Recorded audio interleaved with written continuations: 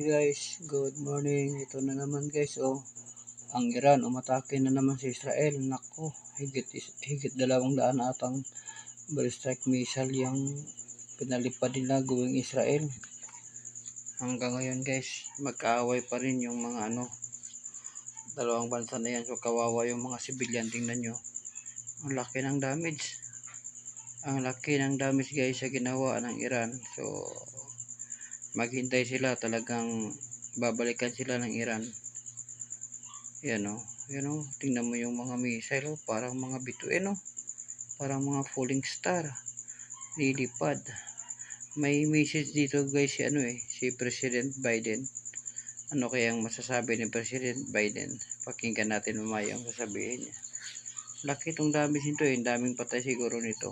Yan parang lang parang December lang yan. Nako, delikado pala. Ang bira yan guys, parang mga bituin, parang mga falling stars na lumilipad paggabi. Yung mga missiles grabe, siguro nakakatakot siguro yan pag yan ay pagbagsak, wasak. Naku po, kawawa naman yung mga Pinoy nandun. Yan sila nagsala. Yan, mga pulis nagsala, pagka umaga na yan siguro.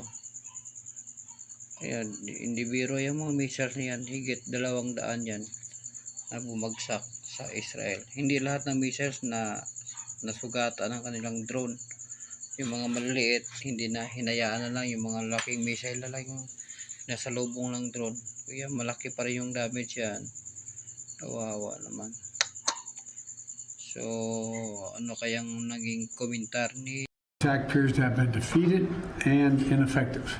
Make no mistake, the United States is fully supportive of Israel. The United States is fully supportive of Israel.